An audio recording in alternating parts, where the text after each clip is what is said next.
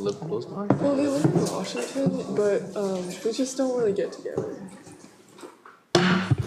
Good afternoon. Welcome to the November 20th regular meeting of Everett Public Schools Board of Directors. Would you please stand and join me in the Pledge of Allegiance?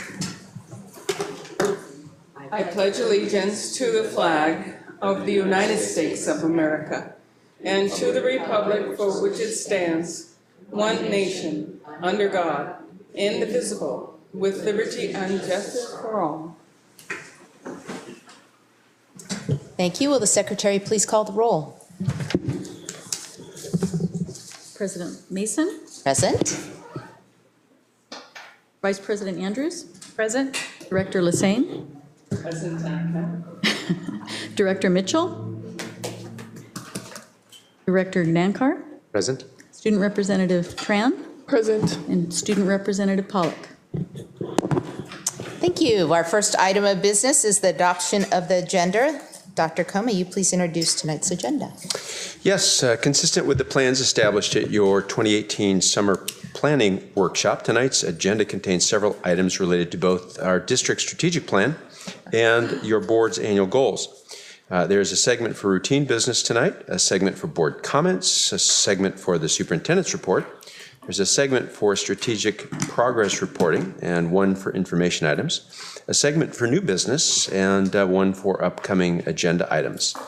Since we published the agenda to you originally, we made a few edits, although we haven't really revised the agenda per se. So the following edits have been made. Number one, item 7.5, acceptance of the financial reports as of August 31 has an updated PowerPoint presentation.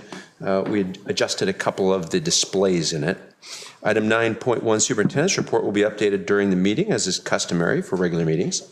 Item 13.2, resolution 1188, reestablish the tax levy for the general fund, was revised to include a PowerPoint presentation, and we also uploaded the assessed valuation notice that we just received from the county. Item 14.2, regular meeting December 4, was adjusted because several policies will not be ready for that particular agenda. We're rescheduling them for January so that we can do a bit more work on them. In all other respects, the agenda is as it was originally published to you. The board may elect to change the order of business by a majority vote of the members. However, this is not the point in your agenda to request items to be removed from the consent agenda. So the agenda is ready for your approval. Thank you. Is there a motion to approve the agenda as the revised agenda? So moved. Thank you. Second. It's been moved by Director Mitchell and seconded by Director Lassane. Is there any discussion? Hearing none, we will proceed to the vote. All those in favor, say aye. Aye. All those opposed, no. The agenda is adopted. Section 5.0 is recognition, and tonight we do not have any recognition, so we will move to the consent, to public comments. Dr. Cohn, do we have any requests for comments tonight? Yes, indeed we do. We have one. Okay. On behalf of the board, I would like to welcome you to this afternoon's meeting. The board recognizes the value of public comments on educational topics and the importance of involving members of our community in its meetings. School board meetings are designed to conduct district business in public. We welcome ideas and opinions presented in that same spirit. I would like to share how this portion of the meeting is conducted. First, the superintendent will call you to the podium in the order which you signed up, which is kind of obvious. Each speaker has 3 minutes. All comments are recorded, which will be made available for future viewing by both the board and the public. Public comment section is for the board to listen to what you have to say. It's not a time for debate or discussion. As board president, I have the responsibility to ensure the meeting and all conversations are orderly, productive, and respectful. And I appreciate your help with this responsibility.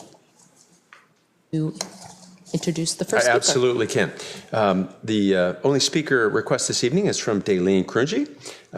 She's a resident of the district and a parent of a student enrolled at View Ridge. She would like to speak with you regarding before and after school care.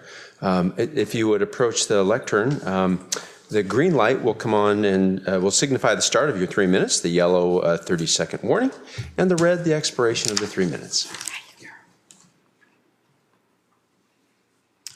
Hi, my name is Daleen Cronchi. I am a wife, and my wife and I are foster parents who work full-time.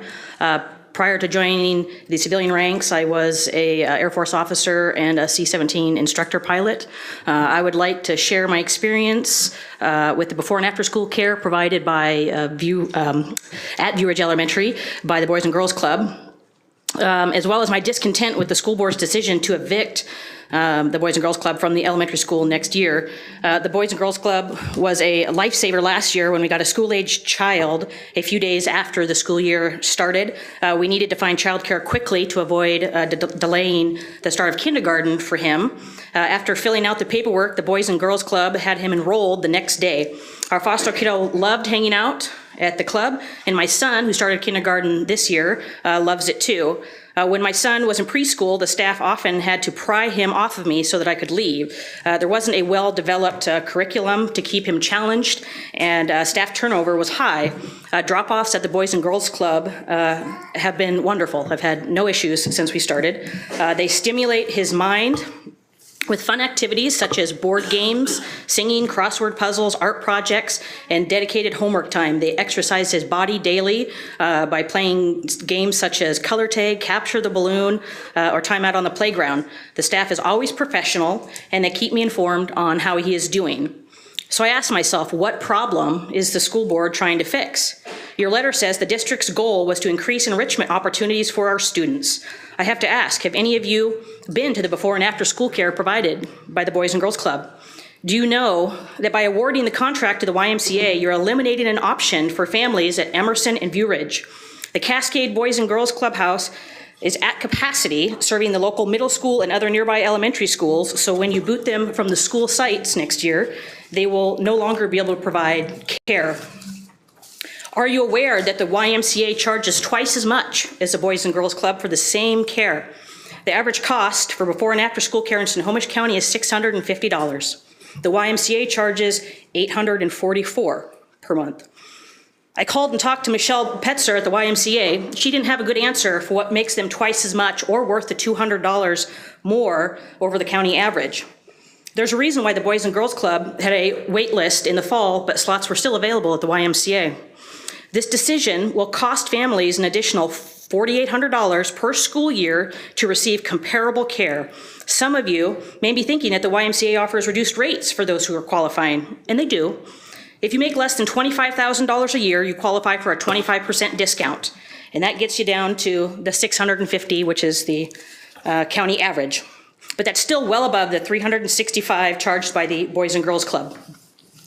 This decision affects 58 kids at View Ridge and 48 at Emerson. Without the space provided by the two satellite schools, the Boys and Girls Club will not be able to provide care to those kids. The result is an unnecessary financial hardship on families currently receiving great care from the Cascade Boys and Girls Club. I propose that the Cascade Boys and Girls Club be allowed to continue providing childcare on site at Emerson and the View Ridge Elementary. Thank you. Thank you very much. Yeah.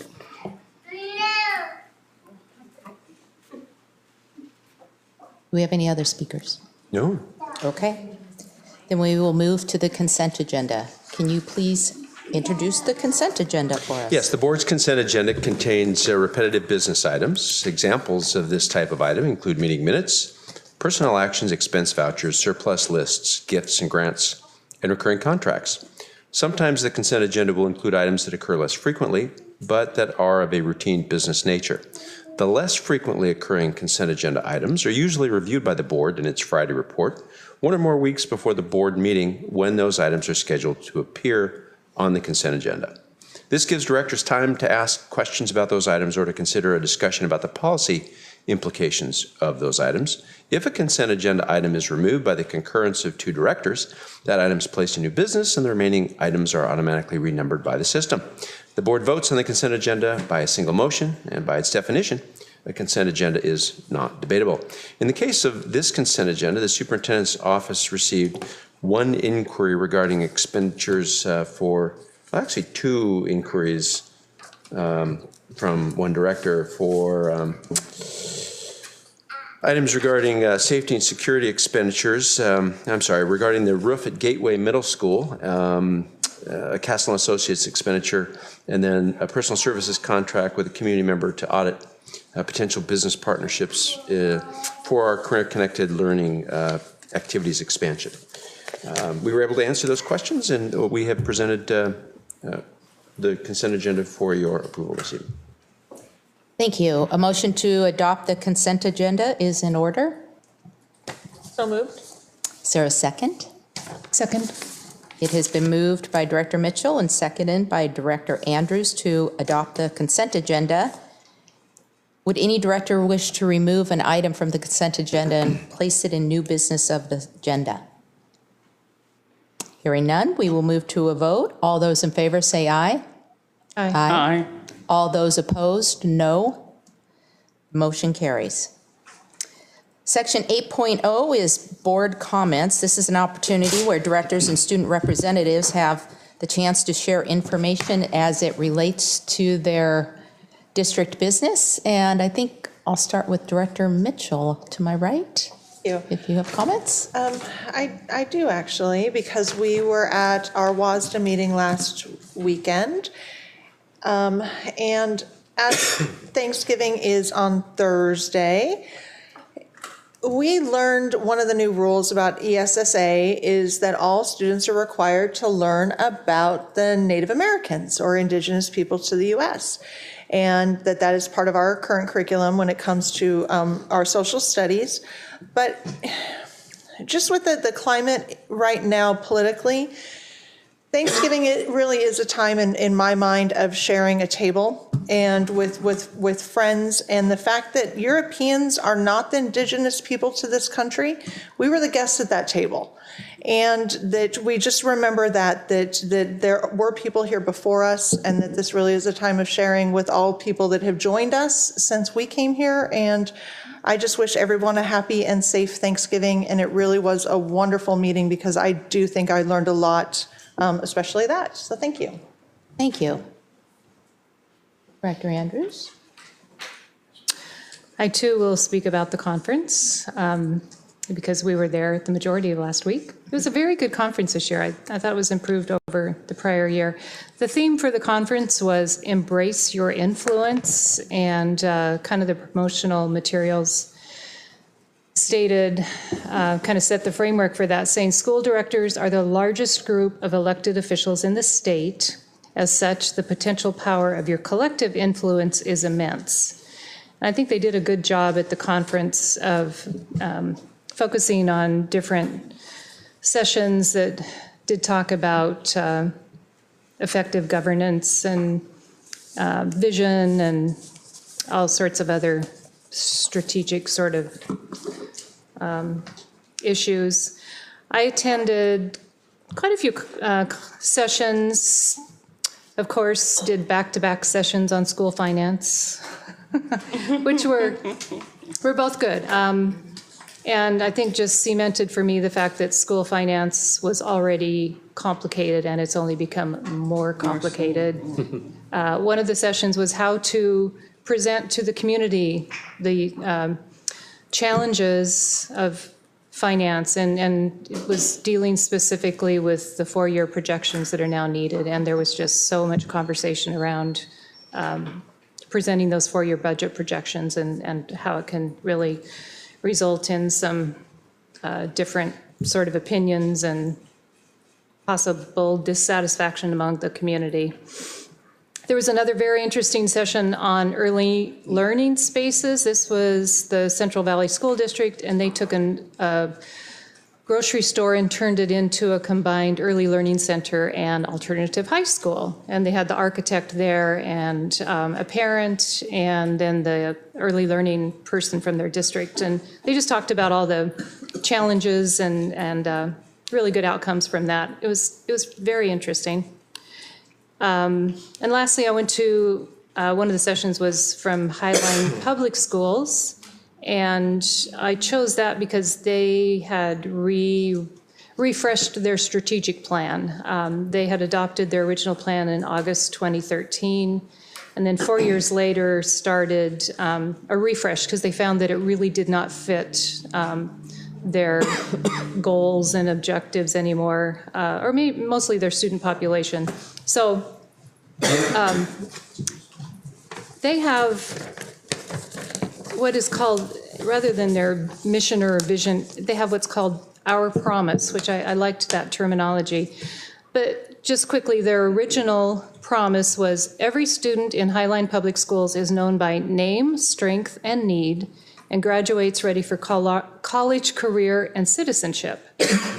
And the refreshed version is every student in Highline Public Schools is known by name, strength, and need, and graduates prepared for the future they choose. Because what they found was with their very varied population with a lot of immigrants, that term citizenship didn't apply to a lot of them. And a lot of them did not necessarily have college or career goals that were very specific, just given their newness to the country and all that. So anyway, they rewrote or refreshed their strategic plan with a focus on equity. And it's on the website. It's very, very interesting. And I think it proved to me that when we developed our strategic plan, we did a really good job.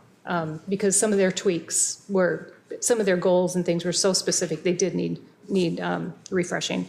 But when we get to refreshing our strategic plan, I think that could be something helpful and give us some good ideas.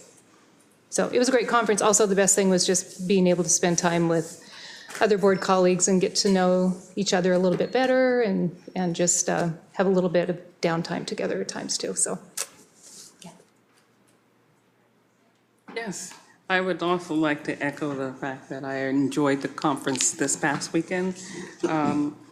Professional development is a wonderful thing because we we never stop learning, and it's important that we stay abreast of the things that are going on in the country and the things that we can bring back to the district to help and nurture and grow our students here.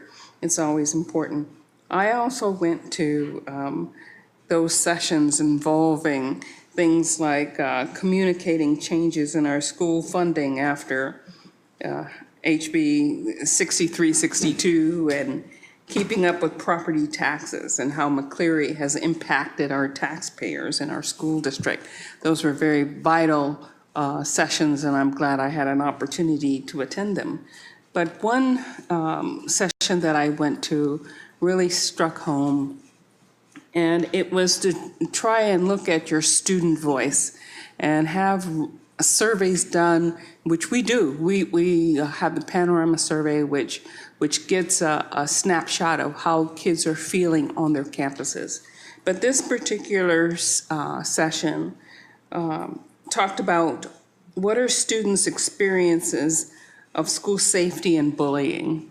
And what bothered me most about this is they had survey results from nationwide, from middle school and high schools, and all through the country. And it wasn't a lot just here in Washington, but they said that just over half of our students feel safe at school. They said that 59% feel safe in school in general, but 54% feel safe in the hallways, in the bathrooms, and in the locker room. 66%, even with a teacher present or teachers present, feel safe in their classroom. And 55% feel safe on the school property, just outside of the school buildings.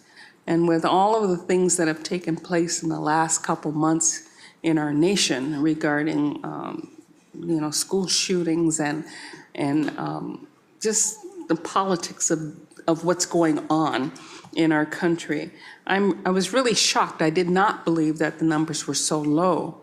I really felt that perhaps they'd feel even safer in the classroom, in the neighborhood of 80%, even in their classroom, but that's not the case. And the one thing that we do, which I was really amazed by, the fact that a lot of districts didn't take surveys to find out. And when they were asked, what did you do and how do you know what you know about student voice on your campuses, it's because the answer was, because I talked to them. Well, some kids aren't forthcoming, and some kids don't like to say things. And they really tried to push that anonymous surveys is the way to go to really find your true voice. And I was very impressed with the fact that they talked about social emotional support for our kids, things that we were doing here in the district. But they first started off with trying to find out and hear from our students how they feel on campus, because the climate is changing, and they felt that those numbers that I just quoted you are probably going to come down in the next couple years ahead, which is another sad thing. But I really enjoyed the conference. I really felt good about it after such negative numbers. But I really felt that it's good that we go and we get the professional development that we need to bring back to the board.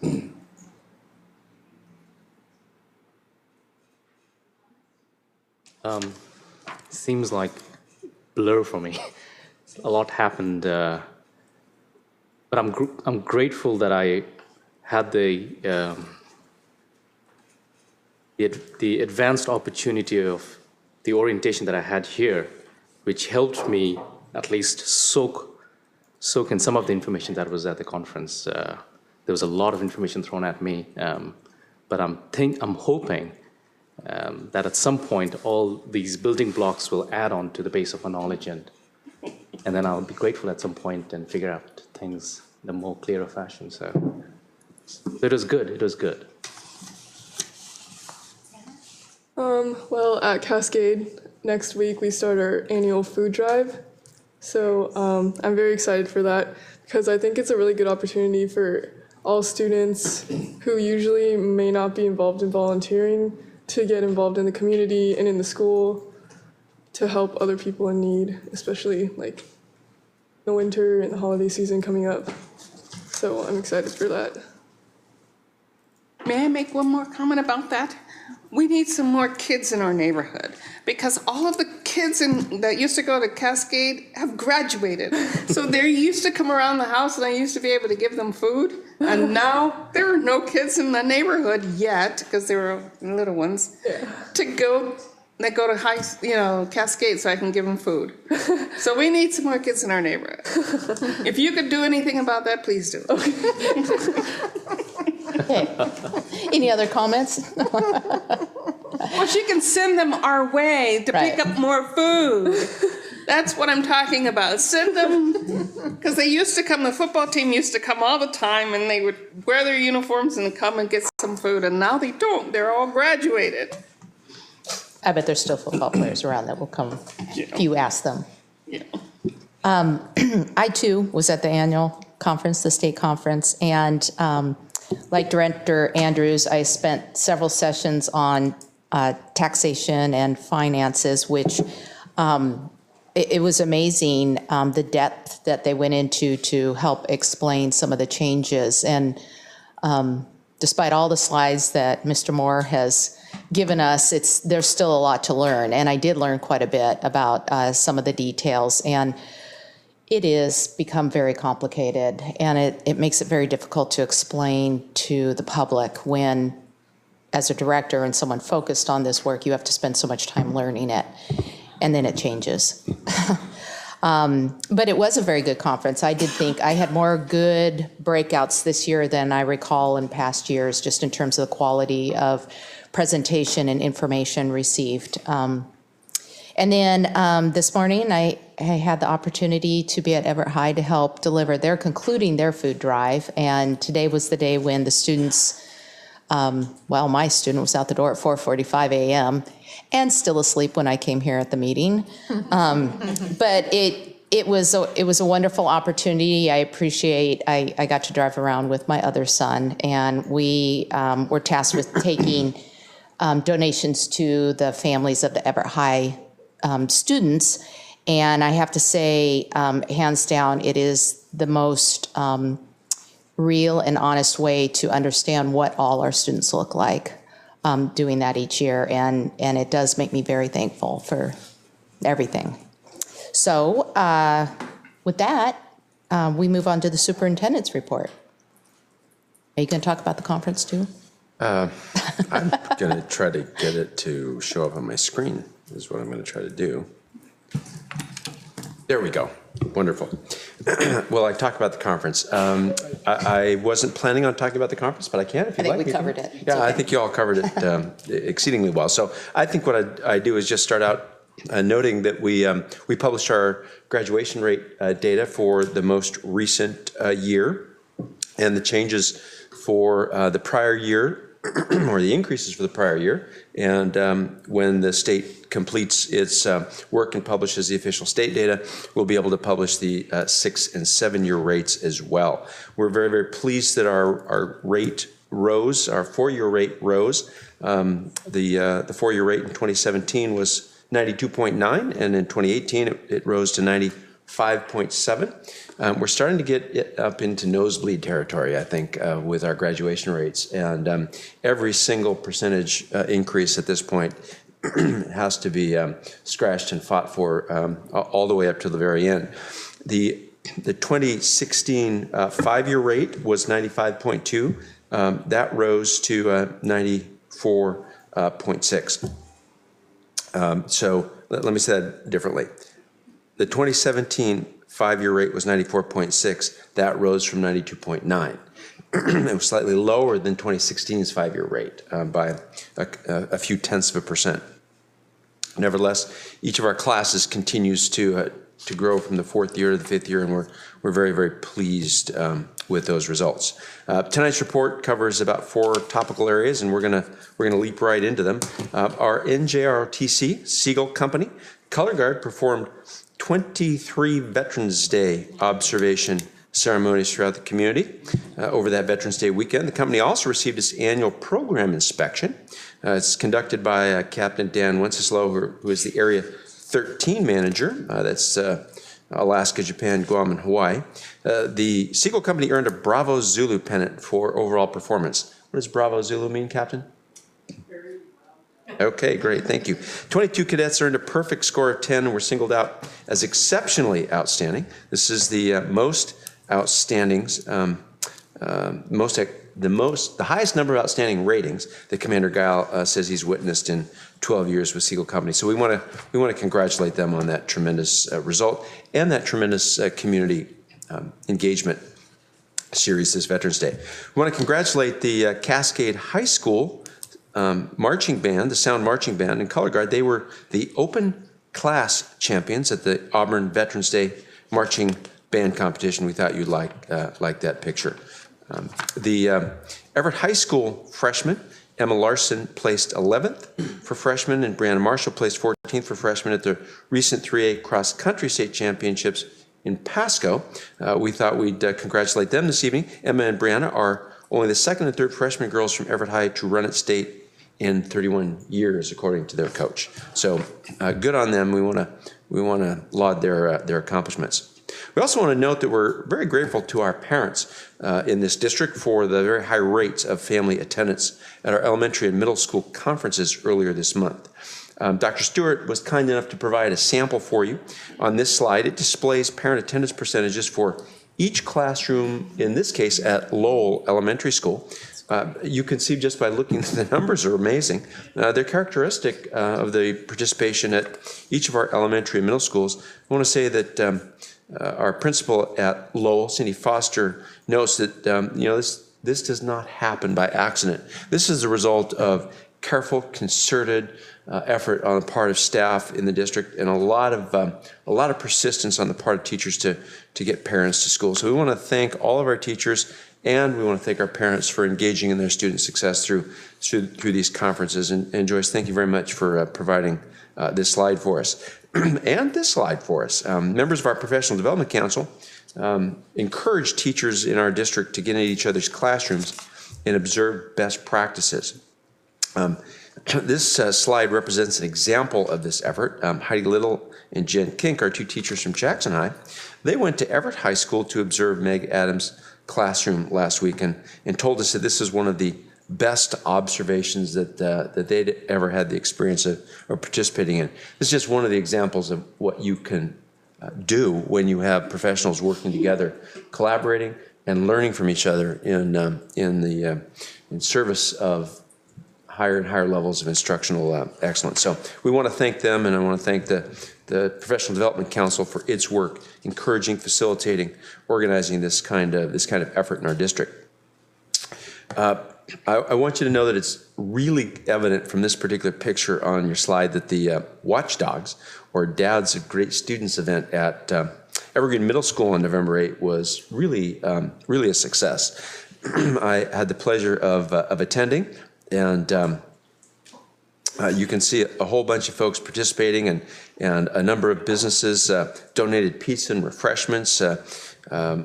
Evergreen's campus security officer, Linda Taylor, organized the thing, recruited the business participation, recruited the Daily Herald's coverage of the event, and was kind enough to make sure that I ended up in the food line as well. And thank goodness that the poster covers up the superintendent stuffing his face. Anyway, it was a great event. Lots of kids, lots of parents, and lots of signups that night at Evergreen. Watchdog program, you'll find a number of schools in the district. It is an absolutely wonderful program that brings dads in particular on campus, matches them up with kids, and provides an adult presence that builds on, magnifies, improves the presence of the adults already on the campus. So we're very grateful for their work. We have a lot of food drives in our schools. The food drives have begun this season. You see here Evergreens, and I'm going to see if I can actually get the, it's running around and it's not going to let me see if I can, nope, I'm not even going to get it to work that way. We're going to be able to share with you that Eisenhower Middle School had a tremendous effort. The school brought in 2,240 items for its food drive. This was 2 truckloads of food. Today, our Everett High School Seagulls delivered meals for over 200 families. They filled local food bank shelves, and they raised $6,800 for this effort. And they had, I think it was King 5, following them around in their effort to continue this work and expand it into this season. This is a picture of Sequoia High School Thanksgiving lunch for students and staff. They host this annually. Community donations help cover the food costs. They recruit a number of us to get up there and enjoy the holiday season and give thanks with the kids and the staff at Sequoia. Kelly Shepard says this is her way of sharing her gratitude to students and staff. And I think she told me that she mixed 5 cans of mashed potatoes, each of which takes, did she say 5 gallons of water? So there's 30 gallons. I don't know. It was a huge amount of mashed potatoes and turkey gravy and all kinds of good. Yeah, no kidding. No kidding. They allowed me to have a little bit more turkey and a little less starch so that I could stay awake tonight. On the screen eating again.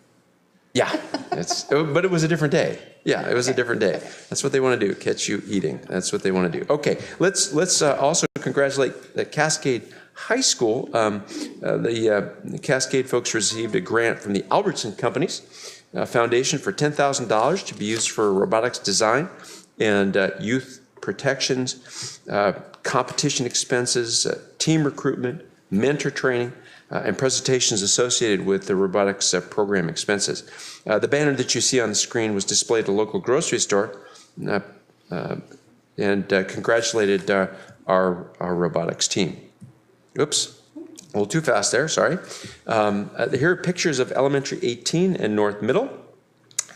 At Elementary 18 last week, we achieved another milestone in the construction process with the installation of the last, I learned something in cabinet this week from Mr. Gunn. I didn't know, as many buildings as I've been involved in building, I didn't know that with the installation of the last major structural beam, you've completed what's called the topping out. And that's when they plant the flag on the top of the school. And we've got a picture of that, thanks to Mr. Gunn and his team. Work continues on the interior and exterior framing, exterior sheathing, rough-in of mechanical units, and ductwork, electrical, and plumbing. The workers have also begun to install the roof underlayment. At North Middle School, approximately 60% of the first floor and 25% of the first floor concrete slab have been poured. Structural steel interior and exterior framing continue. Rough-in for mechanical, electrical, and plumbing in the structure have begun. And students and staff are, I believe, signing one of the final beams to be installed tomorrow prior to its installation, so they will be memorialized in that particular school's construction for, I don't know, 50, 60, 70 years, who knows. I'm going to slip over there. I'm not going to eat anything, but I think I'm going to slip over there and sign that beam. So that's the superintendent's report this evening. Thank you very much. Thank you. Lots of good news as usual. Okay, we are on to section 10.0, strategic progress monitoring. And tonight, I believe we have Brian Beckley and his team to give us an update on the integrated technology plan. Come on up. Turn on the 3-minute light there, will you? Yes, I've already been told. So good evening, and thank you so in the season of being thankful, we are thankful for the opportunity to come and provide you all an update on the integrated technology plan. And I'm joined tonight by the 3 directors that have joined me in the past: Scott Jenkins with the customer service and technology team, Ken with the network team, and Joanne with the LMS team. And they'll each come and join me for their piece as we go through the integrated tech plan. But I'm hoping that what you hear throughout all of the slides is sort of a theme of, even though we're the ones sharing the plan and the update, it really touches all aspects of this organization, instructional and operational, and with their involvement and their support, it would not be possible. And we're really, really thankful for that. And so I hope you kind of hear that theme throughout the presentation. The other thing I hope you gain is that we are moving, the exciting thing as we enter year 3 of the integrated tech plan is we're moving away from, even though it is important that we're adding hardware and we're buying stuff, that the really exciting thing is we are moving from that's happening, but the real shift, that second order change that's starting to occur, is advancing learning through technology for both staff and students. And we're seeing that across the organization. And I hope you gain that, hear that theme as well as we move through. As we've done in the past, we'll organize our objective is to kind of talk about, we were with you in July, so talk about what was accomplished over the summer months and at the start of the school year, and then also highlight sort of next steps, the plan ahead. We'll be back with you again in June to do a year-end sort of recap. So we're just kind of talk about in each of the goal areas what we hope to accomplish throughout the year. These are the strategic plan parts of the presentation that are included as well. As a reminder, these are the 6 goal areas in our integrated tech plan. The difference is we normally have gone through each goal area in order, but we decided to start with infrastructure because that is such a big focus of this summer. We wanted to start with the progress in the summer. So Scott's going to come up, joined a little bit from Ken as well, to talk about infrastructure goal area. Thank you, Ryan. We've been up talking to you before how great it was last year with that initial year at Everett and Sequoia. But as we came into April and May and June, we discovered we had a daunting task of collecting all those things. And so working with the staff and working with the students and the school administration, we very successfully and in very different ways collected the 1,500 devices basically in a day and a half. And Biggs got them provisioned and ready for the next school year. Also, we had to provision nearly 4,000 devices for the upcoming deployments at Cascade and Jackson High. So that was a pretty busy summer just in that aspect. When it came down to deployment, the rehearsal we had the year before came in very, very handy.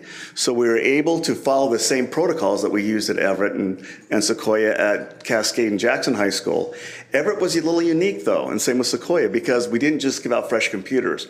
We gave out the same devices that the kids had the year before, because you wouldn't want my computer the way I treat things, you'd want yours that you treated very well. So that was a little different, but it came off very smoothly. We have to give kudos to the administration at each of those schools. They provided very unique plans for us to do this, and it went perfect. We had a new asset management system that really streamlined the process. So we handed out nearly 5,500 devices in 10 days, and that seemed impossible, but it came off very smoothly. In order to give that, though, to get the preparation going for those one-to-one devices at the two new high schools and at the 3 new elementary schools, we have to clean up all of the old stuff. So probably one of the hardest things to do, both in coordination and pulling it off, was to get all the outdated desktops out of those schools. So we ended up getting out nearly 1,300 old, out-of-date desktops out and surplus them, and was very, very successful, cleaning out the old before bringing in the new.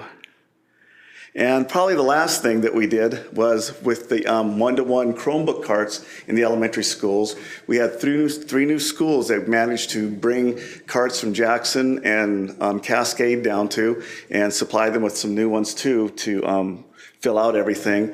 But we also retrofitted some of the carts at Lowell and Garfield to take some of the out-of-date Chromebooks, the very first iteration, and make sure they had up-to-date touchscreen Chromebooks for the whole classrooms too. So all in all, it was a pretty amazing summer as far as that went. So in addition to the great work related to deploying the one-to-one devices, we completed the first phase of our telephone system upgrade. We had a 15-year-old telephone system that was starting to show its age, becoming more and more expensive to operate and maintain. So we went ahead and removed the specific phone systems in each school and centralized them into a single system. That does result in much easier maintenance and operation, and it's less expensive to operate and maintain as well. In addition to that effort, we went ahead and finished the infrastructure upgrades for the Wi-Fi deployments of those 2 high schools. We upgraded the Wi-Fi and some wiring in those 2 locations. It resulted in enhanced performance for those one-to-one devices that were placed by Scott's team. And we even got a head start on some of the work for the middle schools regarding that infrastructure upgrade. Looking forward, well, we get to start all over. We got to work with the building administrators to recollect the 6,000 devices that have been deployed, provision them again for the new following school year, and work on deploying another potentially 3,000 for our middle schools. That really requires that we select and procure a middle school device. That will be taking place between now, and we hope to be able to cut a PO for the new middle school devices in April, May. And then we get to start planning not only finishing up the middle schools for their Wi-Fi enhancements and other, I guess, technology enhancements. We got to start planning for the elementary schools. It's amazing how quickly this project is going. So far, so good. We're crossing our fingers. We appreciate the support from the board on that. Thank you. Good evening.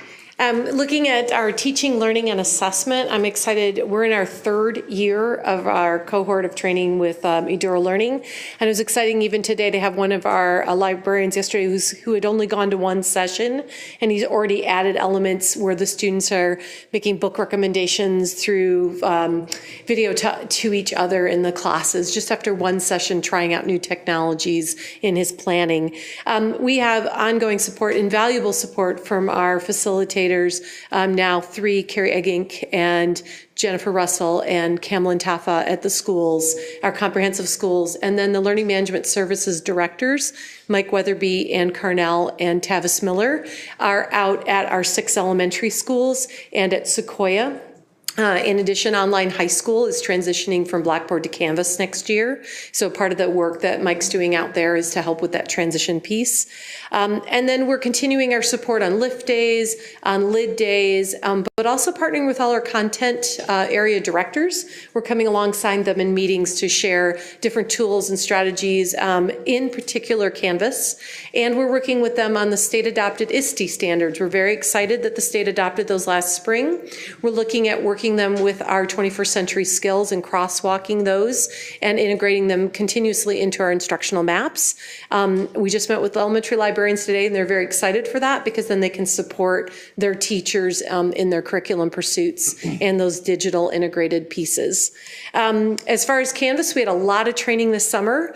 We have an amazing team at Everett High that's kind of going out in front. They stepped up and led they worked with us this summer at the LMS team, and they led their Lid Day in training their staff in how they're leveraging Canvas in the classroom. Out of all this work, we're at about 50% of our teachers are attempting work in Canvas in the first 2 months of schools. And that's really our big new launch, which is really impressive to see. We have 5,000 of our high school students have at least touched Canvas, whether it was to go in for the initial training sessions or within their classroom. In addition to that, we're getting our elementary and middle schools interested in Pieces and Pockets. We have our middle school curriculum housed in Canvas, and we have our 9th grade science new curriculum is housed in Canvas. So we're starting to see Google Drive and 365 plug into Canvas, so we're being able to honor people who work in OneNote and people who work in Google Drive, and Canvas becomes sort of a hub for all those various tools. As we look, we launched our math portal at the end of October. We're on the horizon of launching other portals, but our statistics within 1 month of launching, 465 of our teachers had already logged in to start using the materials within that environment.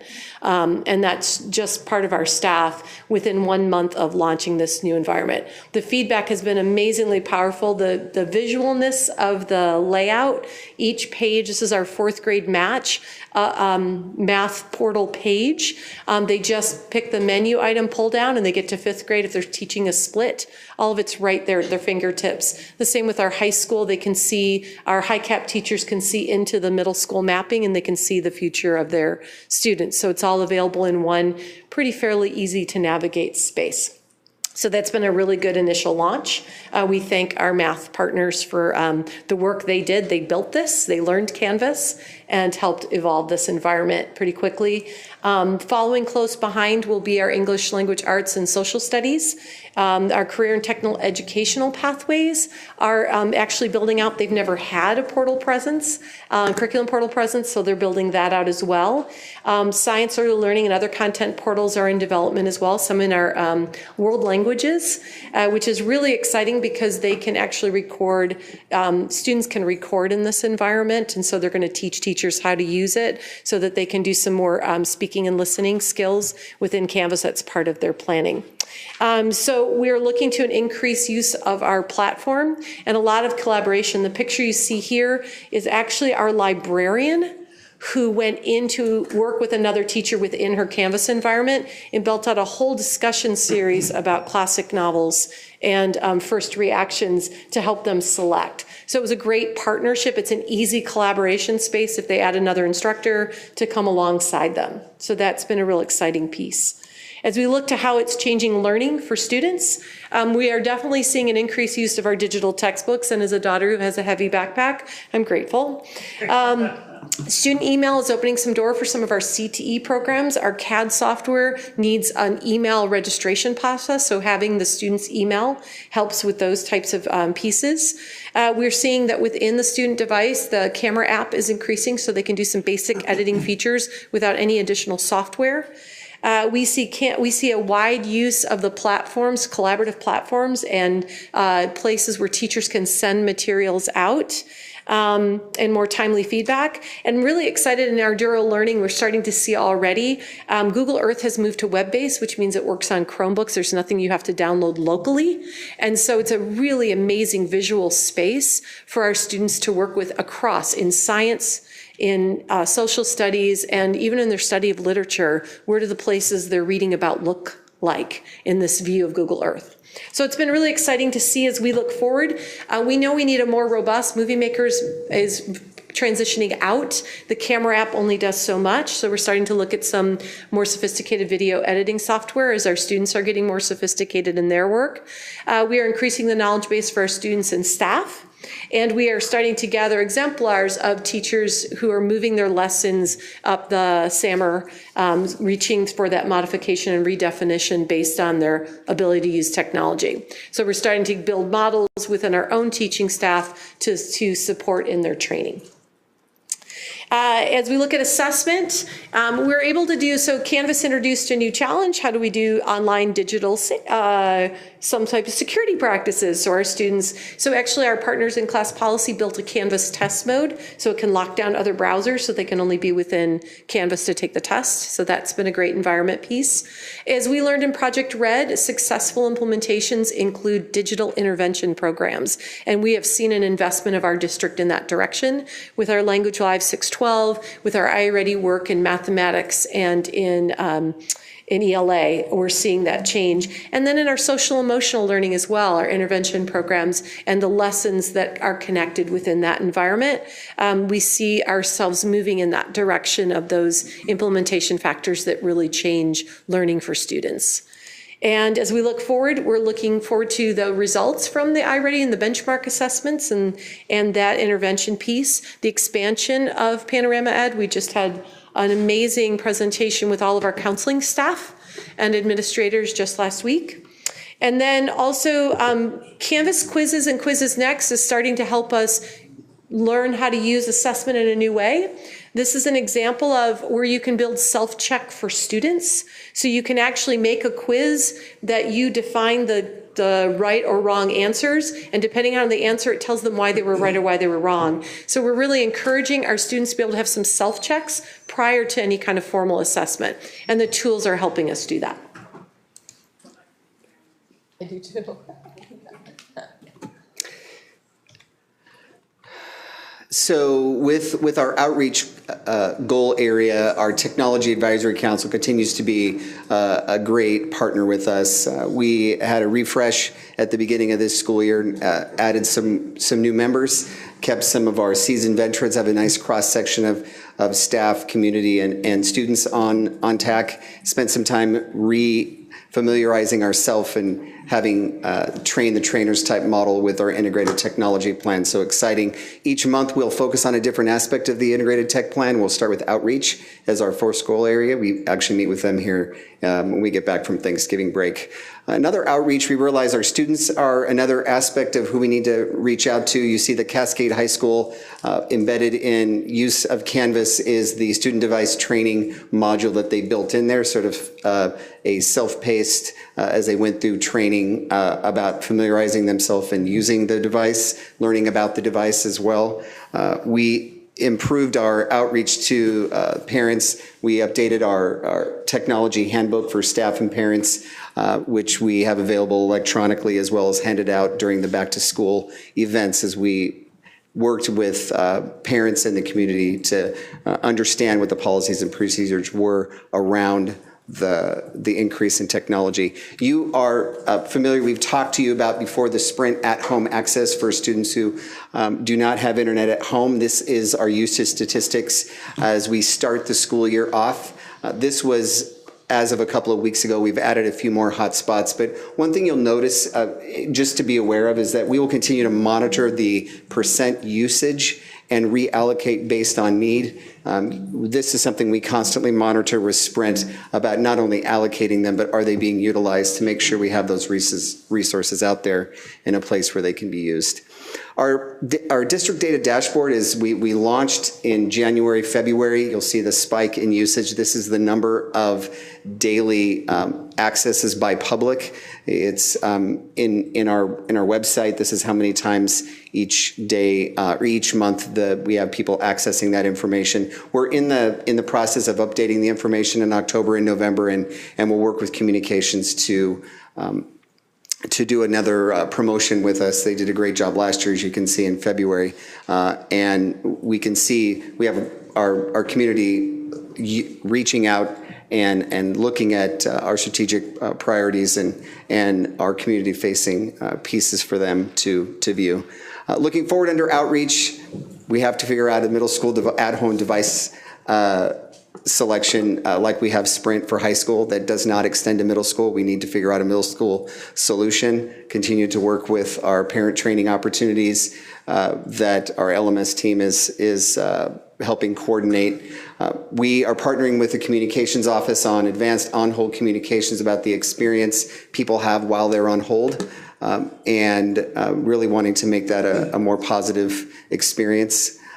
Student technology summits, we'll do site-based technology summits this year, especially surrounding that device selection for middle school, doing a similar process that we did in high schools last year, but really hosting those on-site in each school. Excited about our Eduro Family Night, partnering with Teaching and Learning, again with Jeff Utek and his team when they come back at the end of February, and then the STEM folks and Innovation Expo. We're already in the thick of planning that. So our final goal area is one of the most important, of course, is that foundation of leadership. Continue to partner with our leaders around strategies in their work plans and their SIP plans of technology and how we can support that. We spent some time updating the procedure language for staff and students, updating with recommendations from WASDA and communicating that out to our leaders about implications for that. And really partnering with all of our, we've really become very digital and very lots of new resources we're adding and partnering with our leaders on promoting that and using us to help support that change in their buildings, and that using them as an advocate for change management is a piece we include here, because without their support in their department or their schools, it would be difficult to really make this switch to a more digital platform. Looking forward in leadership, we continue to work as they update their SIP plans throughout the year and their annual operating plan action steps. We'll be with our superintendent's leadership team in March, having a session with them through the use of Zoom technology. We will share with you in June and monitor throughout the year the usage and the impact of this increased technology, especially our Chromebook and device at the high school level. We'll have that information for you, and the measures that we're using for its impact to student learning and improvement across the district.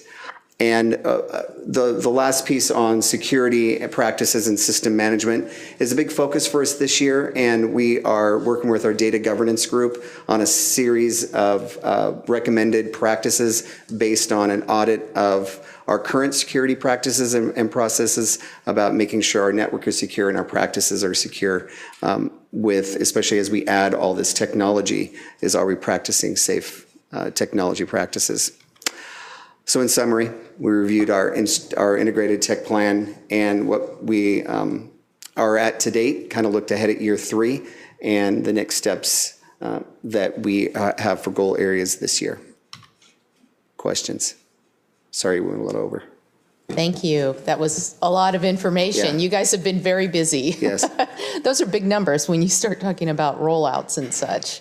Yeah.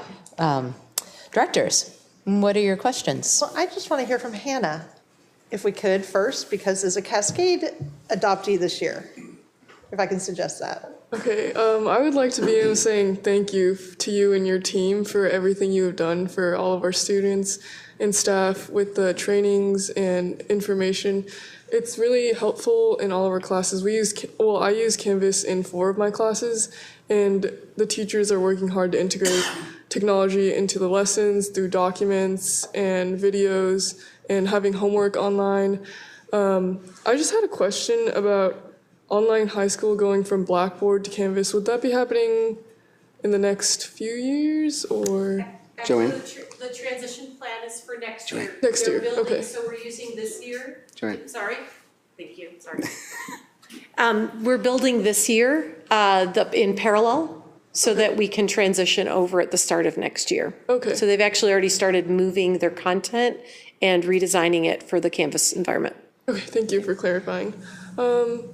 Yeah, so I think all of our students, like Cascade students, really appreciate having one-to-one devices at home and at school, because all of our files are in one computer instead of messed up in our backpacks. So it's really organized, and we really appreciate it. Good. Thank you. Thanks for suggesting. Thank you. Good idea. Because I can only talk as a parent, so I figured a student, yay. Do other directors have questions or comments? Go ahead. Thank you Yes. so much. It's been awesome. And to sit here Pam, your microphone. and be, the information come into me. It's like, oh, wow. Yeah. Oh, my gosh. Oh, my goodness. My questions are, under Canvas, I know we've worked so hard to integrate 21st century skills assessments and 21st century rubrics inside our lesson plan. Have we been successful in doing that within Canvas as well, or are we still working that? I think we're in the early stage of development within the Canvas environment, but rubrics are a part of the product. Okay. So the scoring of rubrics, the elements of rubrics. So teachers are utilizing their content rubrics in there. We're probably in an early phase. When I did the look, I think we have probably about 30 teachers utilizing the rubric feature currently.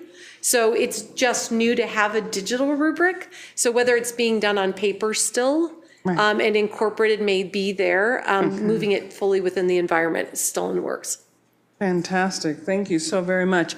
And my second question is, as we progress, we're moving out next year, rolling out to middle school.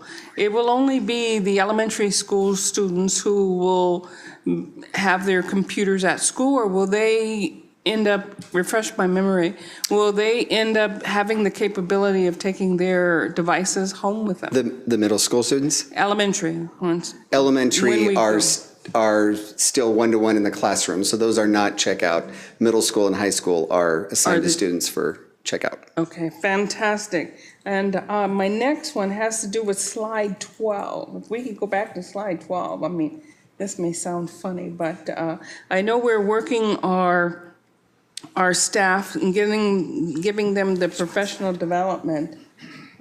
Maybe that's not the same 12 as what I have. It is, here it is. There it is. The Canvas professional development that we talk about. Is this something that is done during the summertime, or is this actually incorporated throughout the year as more and more devices are going out? How is that the professional development? This is a capture of the summer work. Okay, This was gotcha. the different events, the different places and spaces. Also, if you notice, our content area training. So just in the last 2 days, we were with librarians. Canvas was taught with the librarians. So it's now being part of other trainings. We've done it with our world language, our science, our math. It's now as they come to look at content, we're also developing that understanding of Canvas as we go. Okay. We are also going on Lift Fridays and Lid Days as well. And so and then having the facilitators in the building, Right. they're doing ongoing coaching all the time. Ongoing coaching. Yeah. One of the concerns so many teachers have is that they assume that we're layering things on top of each other, making things more difficult for them, and tying their hands as far as the capability of being able to teach their classrooms. What's the feel from the teachers as far as, are we giving them enough professional development to make it easier for them, or are we, layering it on top of one another and it's becoming crisis management for them? Our approach has been find your starting place. Where do you have a gap? And then find the part of the tool that does that. Canvas is robust and offers us a lot of solutions, which means it takes time to learn. So what we're finding is by approaching it that way, and because it's so collaborative, one person can learn one tool, one person can learn another, and then they can share across the platform. So that's what we're seeing. We're seeing a lot of online collaboration, and they're hungry because it does help simplify that exchange. So I appreciated that perspective. It helps simplify that exchange between the teacher and student. So anything that's streamlining is appreciated. Great, fantastic. I noticed the little tent in the background of that one picture. I wasn't sure if that was trying to indicate that teachers have to stay overnight in order to pick up this training. We called it Canvas Camp. We had badges. We had, some more, yeah. Thank you. I have a couple of questions. Yeah. First off, I just want you to know I did have the Doubting Thomas in my house. So if I already have so many computers, why does this district need to give me one? That thing, I don't know if it's the yoga or whatever, is on her desk all the time as she's taking notes. Some people, there's a lot of backlash that I'm starting to grumble about one-to-one. We did have, a parent come and talk about this and talk radio and things. She's still writing, she's still coloring, she's still drawing, she's still creating. Teachers are not 100% on the computer. Right. They're still touch, feel, other things. So I think that in my house, I have good evidence. But the thing that I am, a Canvas conversation and Blackboard conversation, Canvas is what Cascadia uses. And I don't know how many other universities use it, but as our kids are transitioning to college, if they're getting familiar with Canvas here, it is what, at least like I said, I know Cascadia uses it. And so I think that that helps with their college readiness on one little piece, but it is that this is the technology that they'll use outside of here. Yep. And I use OneNote professionally, and there is a lot of things that our kids are learning in our public schools that they're going to use outside professionally or in college. So it's outstanding.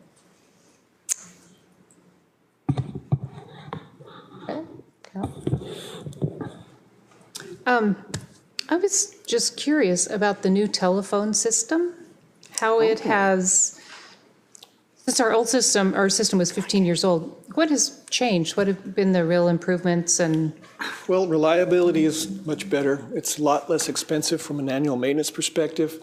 We're going to be rolling out some new features related to its integration with Office 365, Outlook, that kind of thing. In addition, our second phase will be rolling out new handsets. They're also 15 years old. They'll have some added features. They'll be new. I think a lot of our end users have really been patient with this when it comes to their phone and how beat up it can get. I think it's just a modern system now versus an older system that didn't really have the feature sets that your typical user would expect in this day and age. Honestly, the last system did its job well, but it was simply untenable in terms of whether we could maintain it much longer than this. So it's really just a kind of a life cycle exercise is what we got out of that thing. Does that answer your question? I think so, but you mentioned that it would work with Outlook. Yes, there are some features that we're testing now and working the bugs out with our manufacturers related to your ability to listen to voicemail within your email, your ability to dial phones, phone numbers with a click of the mouse, the ability to conference call with a whole lot of people at the same time versus what we're doing now. It's just, again, it just modernizes the feature set that we're hoping people can take advantage of. Great.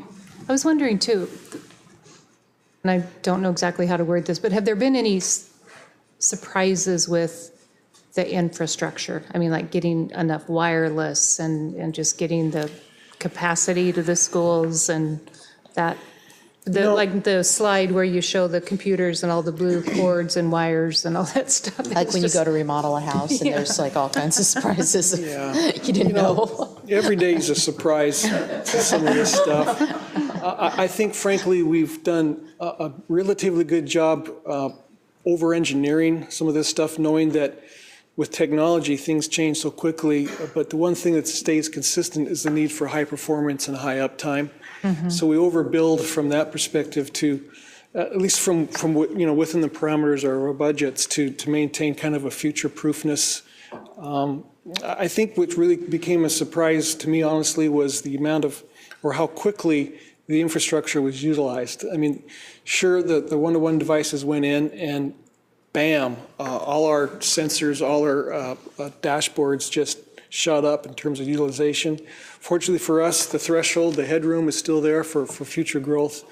But it's just really exciting to see that the systems we're putting in being utilized as they are. Right. Well, thank you very much to you and your team for, the presentation tonight, which was very informative, but for all your work that you've done. I know you have been extremely busy, and we don't hear a lot about it, which is in some ways good. Yeah. Yes. So thank you. Thank you. Appreciate it. Okay, with that, we are going to move on to section 11.0, which is our information. And tonight we have Ms. Floyd giving us our fourth quarter financial update.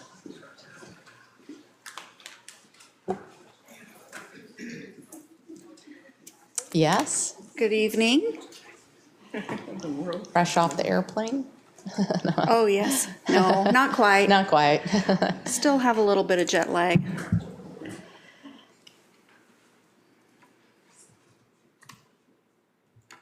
All right. So today, the fourth quarter financial report is similar to other quarterly reports you've heard from me, but has a few additional slides to summarize the year-end status in support of the outcomes that are listed here.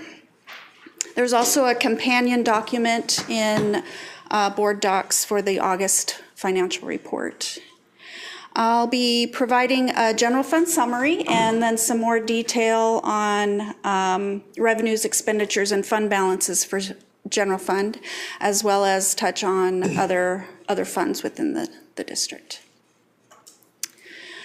Our revenues were 273. I have a different number there, $271.1 million, which was less than that budgeted. Expenditures were $272.8 million, less than budgeted, $7.7 million less than budgeted. A portion of that is expected because we do build in contingencies on both the revenue and the expenditure side. But as you can see, revenues were less under budget than expenditures, and so we had a higher fund balance as a result than what was expected in the budget for 2017-18. Our ending fund balance was 9.3% of expenditures, which does exceed our 5% target. Most revenues, as you know, are driven by student enrollment. Our enrollment ended the year for an annual average of 19,927 students, which was about 172 under budget. Total revenues and transfers were $273.3 million. And that's about 400,000 above projections from July. And then factors contributing to the overall higher revenues throughout the year were special education enrollment was higher, our transitional bilingual enrollment was higher, food services participation increased and therefore funding increased. Transportation funding was also higher, as well as some local revenues such as tuition fees and investment earnings. Our total expenditures was $272.8 million within board authorized appropriations. The expenditure trend was slightly lower than expected due to some one-time purchases that cost less and that were not completed by year end.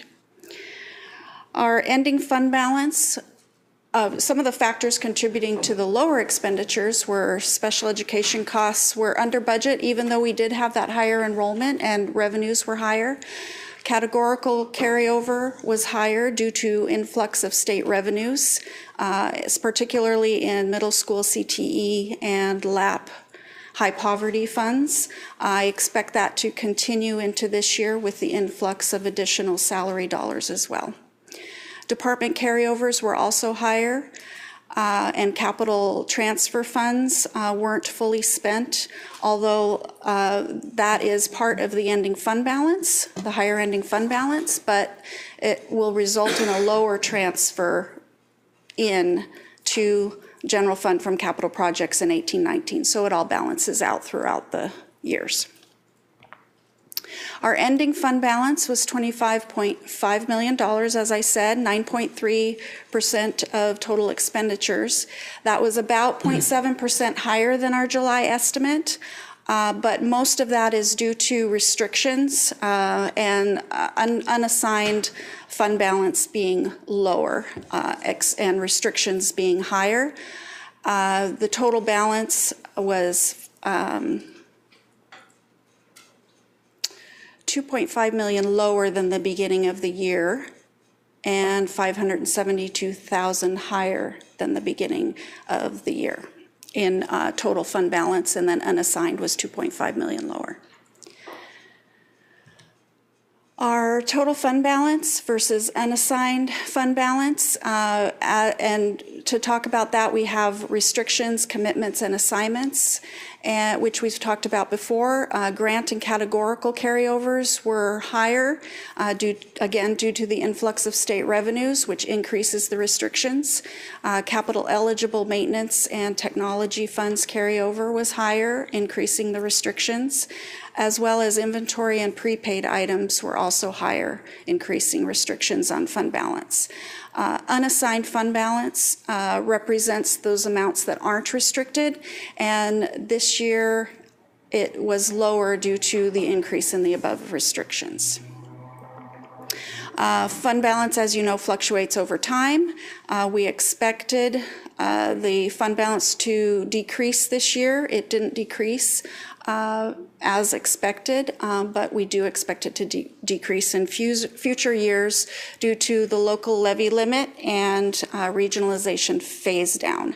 The phase down doesn't begin though until 2021 or 2020-21. Even though our fund balance went up in dollar terms, the percent of expenditures actually went down, as you can see from this chart. It went slightly down to the 9.3% for total fund balance, and then unassigned fund balance took a steeper decline, as we discussed, down to about 6.8%. In other funds, capital projects, revenues were lower than budgeted due to not selling bonds until after the new fiscal year began. And expenditures were lower than budget because some projects were not as far along as estimated in the budget, but they were still on schedule. Fund balance was lower than expected because that bond didn't go through before the end of the fiscal year. Total revenues and transfers were almost $21 million in capital projects fund, and a trend that is as expected. Expenditures, $44.4 million, and you'll see that spike in August, which was expected. Just not, we expected it to go up a bit more, but it, because some of those projects weren't as far along as we expected, it didn't go up quite as high as we expected it to.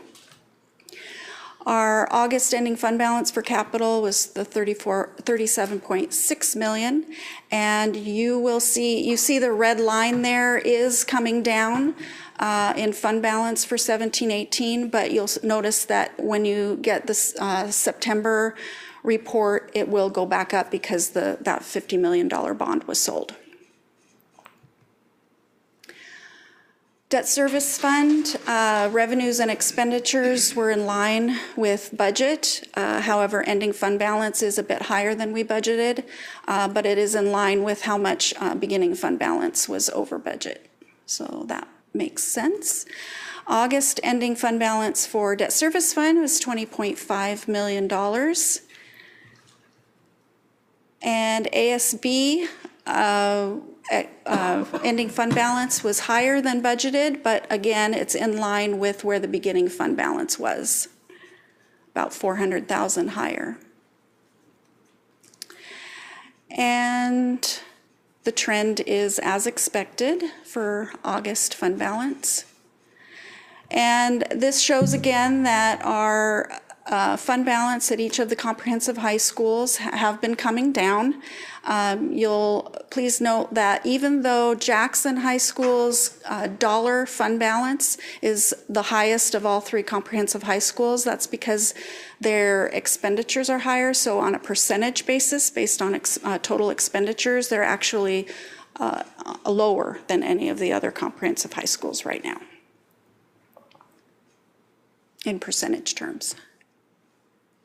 And then transportation vehicle fund, is about $123,000. That is enough for 1 or 2 buses to be purchased this fiscal year. And that's all I have for you, unless you have questions. Thank you.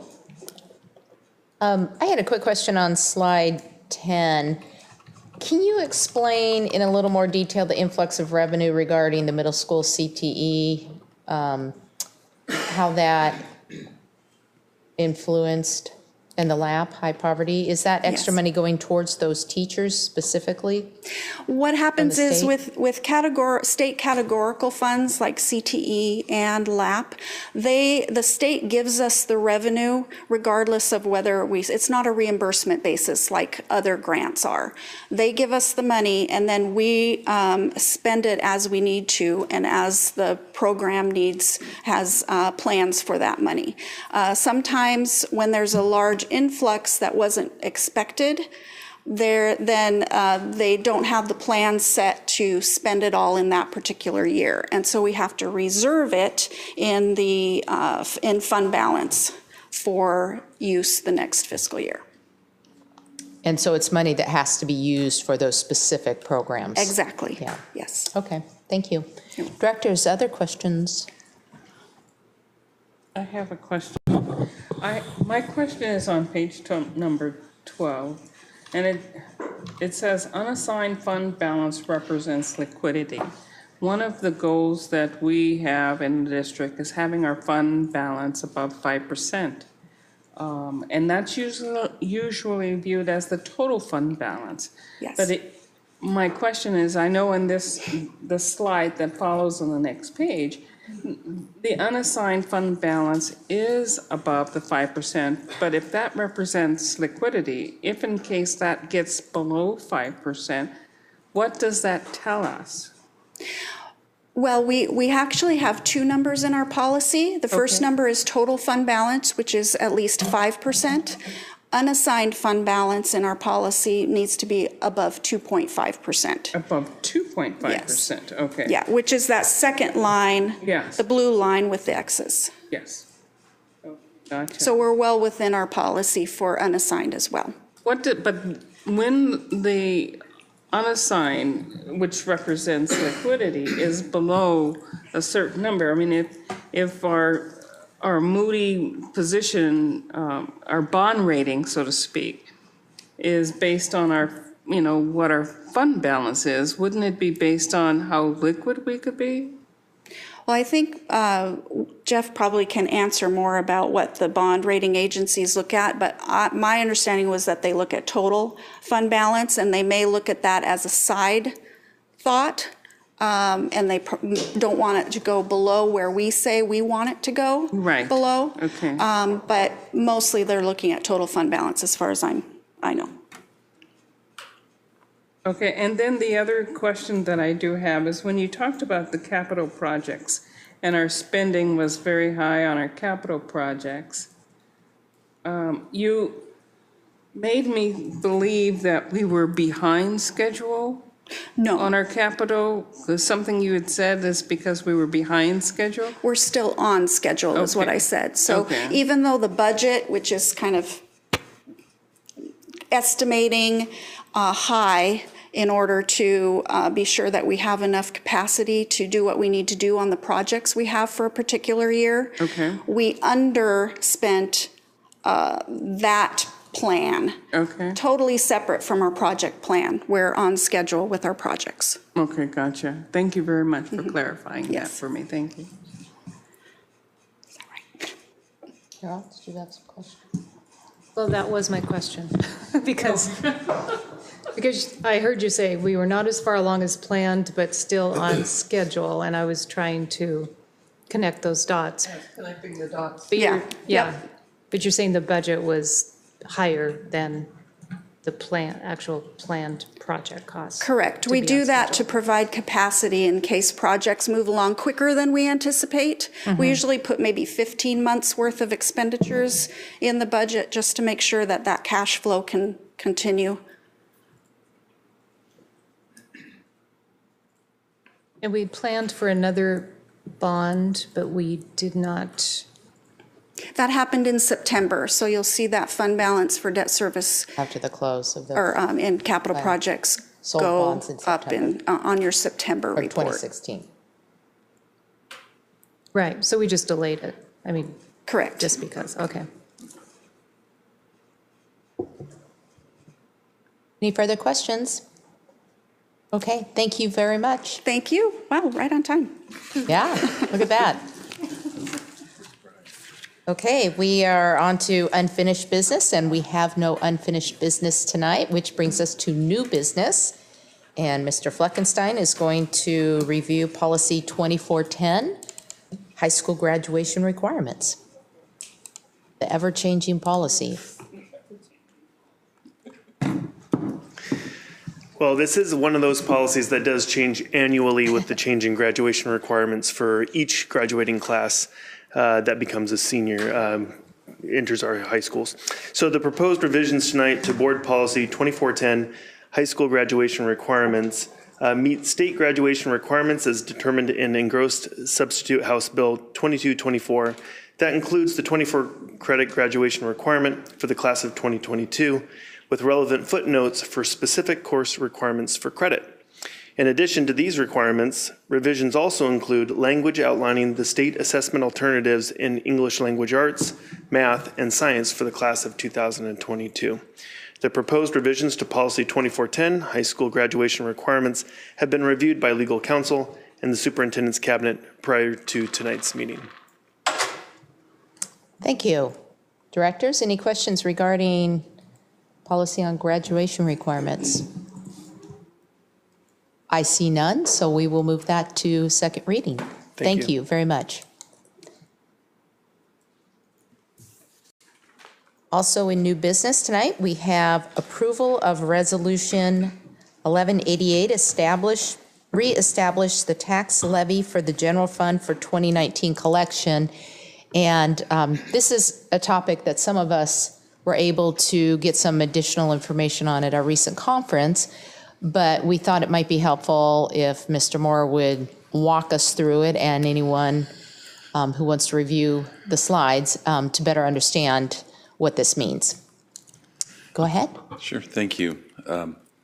And I'm glad that you guys had an opportunity to see the complexity, and also I think probably what you heard is answers continue to unfold as we move forward. Just for example, today was when we got the letter from our assessor saying what they think our AV is going to be for next year, and I'll have that the timing of that in here. So I'm just going to move forward. I think we need to talk a little bit about the history, and then talk about the inequities of the formula. There is a bigger presentation, but this is focused on an action that is pretty simplistic and immaterial, but it does, in essence, focus on us having the ability to tax what we're allowed to tax within the $1.50 per 1,000 assessed value. First of all, I think this is a slide you saw at the conference, and it really lays out what happened in 1979 under the Duran decision, when the state at that time was found unconstitutional, and they began with a 10% levy lid. And then in 98, as state resources began to get squeezed, they went to a 20% levy lid and created local effort assistance, which is providing districts who aren't able to collect levies some tax relief, but providing state funding. That still exists today. You can see in 94, they increased it to 24%, made an effort in 99 to kind of bring down the levy and provide more state funding, only to restore it a year later. And then in 2010, during the Great Recession, as both after federal ARA funds evaporated and the state needed to cut based upon the 1% property tax that was in effect since 2001, they allowed us to go up to 28%, and that's what created our levy cliff. And then we go flash forward to 2019 as a first year under the new model of $1.50 per 1,000 AV or $2,500 per pupil. You've seen this slide before, but it just exemplifies that the disparity that happens within the new formula. It was really a result of two different proposals that have been rattling around the levy. One from, I think it's Representative Zarelli, that was based upon assessed value, and then one based from Representative Hunter that was based upon $2,500 a student. Districts always favored the non-AV approach because of the volatility and the inequity that it exhibits. Nevertheless, in the last few hours or a few days of the 2017 session, they enacted this unusual combination. And so what that means is that districts kind of fall into three buckets. One is that the many districts, I just talked to a colleague in Meade about a couple hours ago, how, you know, for them, they have a much more higher level of support from the state, but they too face a shortfall because they're capped at 1,500 and their voters are not likely to be able to support more than that. However, the state has come back with local effort assistance and bring them up to 1,500. So you can see that there's the tweeners, or whatever we want to call us, that are between 1,500 and 2,500. And of those 60, many of them are around us.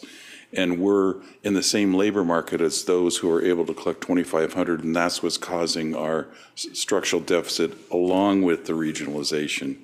So something that happened once this was passed is the easiest thing for OSPI to do would be to go back to really firm numbers and looking at 2017 AV, which was lower. So you can see that the 193 districts, they wouldn't be impacted. The 42 districts, they wouldn't be impacted. But if they were to use that 2017 AV versus what we're expecting to see, it would have been about a $4.3 million loss for Everett and a similar or proportional loss for all of those districts that are in the tweener category, if I were to call that. You've seen this slide before as well, and this demonstrates how, you know, some believe that many districts over 2,500, but you can see the districts in our region, there's a lot of variety, and that when it comes down to the same overhead and costs looking forward, some are in a better position than us, and that's why we're urging the legislature to make that change. So this is a diagram that shows, as you can see, the dark blue line is the state cap. And we say after local effort assistance, because local effort assistance is state money to help buy down your tax rate a little bit. Under the old model, we were eligible for a little bit of it. As you can see, 3.4 million in 17, 4.5 million in 18. And it's based upon how we sort of pace in the overall system of our property values relationship or the AV relationships to the state average. Under the new model, the blue line represents what the new state cap is estimated to be, 34.4 million, and what our voters have approved. So in each of those years, as we move towards 2022, if you recall, when we went to our voters, we made a conscious decision to offset regionalization to the best we could. We stepped up the levy in terms of the per pupil amount. So this really demonstrates where we've been and where our future is without a change to that. But the most important aspect of this is the fact that what you are recertifying tonight really is a cap that is above what will likely happen. We're bound and determined, or we're by state law, we're allowed to collect $1.50 per 1,000 AV, and we just want to make sure not to shoot ourselves in the foot and certify it at an amount lesser than that. And then this sort of chronology shows how those different estimates have changed. June 20th, we had a $21.7 billion estimate for the county. We adopted the budget in August based upon that. And when you prepare a budget, you want it to be accurate and focused on what revenues you think you're going to get, because you don't want to overstate them. On a conservative natures, we could have inflated those revenues at that time to avoid this simple action of raising the cap. OSPI continued to, it wasn't until September 28th that they determined that they were going to, yes, use 2018 AV as for our 2019 assessment, which is what other taxing districts do. And then on October 30, Their estimate, which was through the Department of Revenue, they were estimating we would get $20.92 billion. Obviously, our own county assessor has more accurate information. And then on November 16th, a letter in which we got today, our county assessor certified that our assessment at $21.86 billion. We don't know because we thought and we heard that that actual assessment will occur in January, but apparently our assessor is out early. Nevertheless, this resolution resets our assessment estimate at $23 billion to be certain, whatever the final outcome is, and when our tax rolls are rolled out next year, that we have, at least on our part, not impeded or created a barrier for getting the full $1.50 per 1,000. You can see in some districts where OSPI was suggesting, well, just infill your full voted amount. And if we were to do that, it would have been 44 million instead of the amount you see within the resolution. And it would have generated a tax rate of 202. And we didn't want to communicate to our public that that was an expectation because until the legislature were to make some form of change, we are again committed to the $1.50 per 1,000 AV for 2019. And you can see the rates prior to that were 307 and 262. So in a short period of time, there's a broader conversation. We can go over that, but this was intended just to focus and frame the action tonight, which is before you.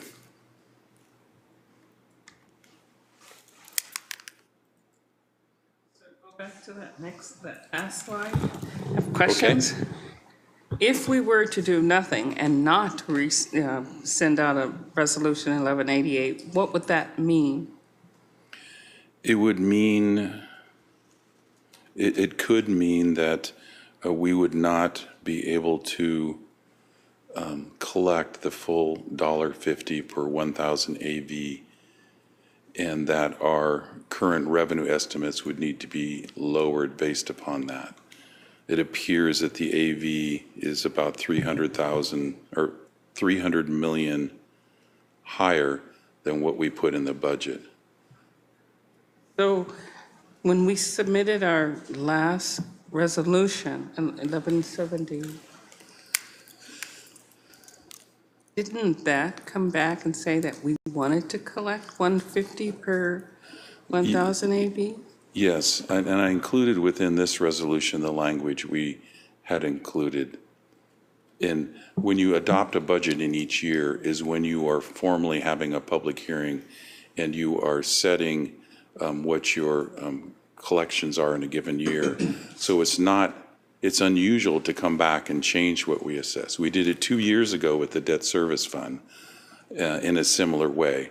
In this way, you'll find that most every district or many districts are in the position of the world is a little different than what we thought in August in terms of our commitments.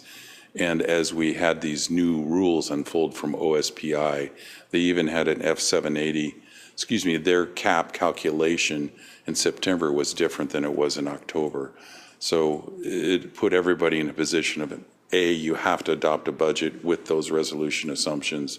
And then B, if you need to make adjustments, this is the action to do so. And then we'll submit both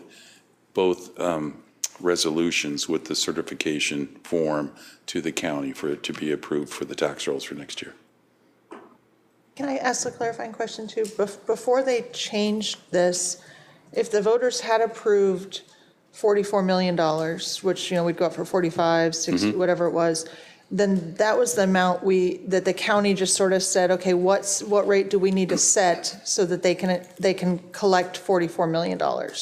Is the old way. Oh, the old way. The old way, But right. now this new way, because we did go out for $44 million, but we can only collect 1.5, that's why we're required to do this new resolution, because the math needs to now be calculated so that we're not going out for a higher tax dollar than we're allowed to collect, or leave money on the table because we don't calculate it right. Correct. Where before it was just we had a straight dollar and the county just took care of it for us. That's correct. Okay, so more complicated. More complicated. Yeah. And They did a good presentation at WASDA, but it took about 10 slides to. And a lot of humor. Yeah. Well, and as up there speaking, each of the districts have a different circumstance within this They had a good slide on that, too. Yeah. Of the variety of, Right. I was just looking at it, actually. I pulled it up on my phone, the range of tax rates Yeah. and the range of dollars per student in each district just is wildly different, Yeah. depending where you live.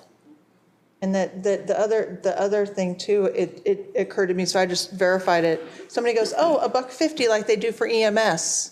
And that's how EMS is calculated. And so somebody tried to make it more simple, but it's not. And it's just. So it makes it potentially simpler, but it makes it more volatile. And McCleary was about a stable revenue source, and this is great when AVs are going up. We still have a big gap. Once AVs go down, that means both the state will be cutting funding and our levy will go down. Opposite of what happened in the past, where levies were increasing, as you saw, and that was covering us as state revenues remained flat or went down. And even when because we only had a certain voter-approved amount, if their AVs went up, we could still only collect that Right. voter-approved amount. In the last few years, we've been capped by the local voter-approved amount. Historically, it's been the state cap. Now it's certainly the state cap that's declining our revenues. Thank you for allowing some discussion with this so that it is on the record and people can refer back to this Yes. confusion. Yeah. It's good. There's, yeah. Yes. By the questions, yeah. Any further comments or questions? Thank you very much. You're welcome. We are on to section. I have a motion now. Thank you, sorry. And don't I was forget just thinking it was a presentation and we were done. and don't forget to sign it too, because that's. Yeah, that would be helpful. Oh, we have Okay. to sign it too? Okay, at this time, a motion is in order to approve Resolution 1188, reestablish the tax levy for the general fund for 2019 collection. So moved. Is there a second? Second. It has been moved and seconded to approve Resolution 1188, reestablish the tax levy for the general fund for 2019 collection. Is there any further discussion? Hearing none, we will move to a vote. All those in favor say aye. Aye. All those opposed, no. The motion carries. And with that, we move on to section 14.0, upcoming agenda items. Dr. Cohn. Thank you very much. Item 14.1, note your special meeting on November 27. The purpose of that is a study session on social emotional learning, social emotional support, an update on what the district is doing to improve that work across all schools. There is the possibility of a meeting on November 28. If three of you choose to come to the legislator meeting, at this point, it's scheduled for that afternoon of the 28th. It's not on your agenda, but I'm going to make sure that you're aware of it. We have heard, we've received acceptances from Representative Sells and Ortiz Self and Senator McCoy. We've received declines from Representatives Harmsworth and Kloba and Stanford and Senator Leas.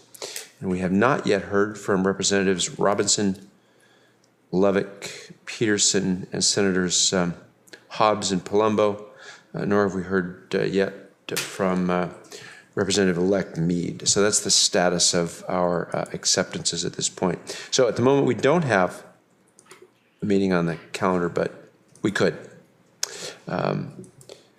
On December 4, you have a regular meeting coming up. You've got a strategic progress monitoring item, class of 2019. You have the second reading on policy 2410 revision to accommodate the changes in high school graduation requirements. You have board reorganization, which means you'll be potentially electing new officers. You have September and October financial reports, and we are very much looking forward to your decision to name Elementary 18. We hope that evening as well to recognize our School of Distinction, and that would be at this moment what we would expect for your December 4 regular meeting. Thank you. And tonight, we do not have an executive or closed session. So we move to section 16.0, adjourn. That concludes the business scheduled to come before Everett Public Schools Board of Directors. Before I throw my gavel down, I'd like to wish everyone a very happy Thanksgiving. I hope you have an opportunity to spend time with family or friends, maybe take in a little football on Friday night. Go Huskies. and unwind before you come back after the break. Enjoy. Thank you. Good night, everybody.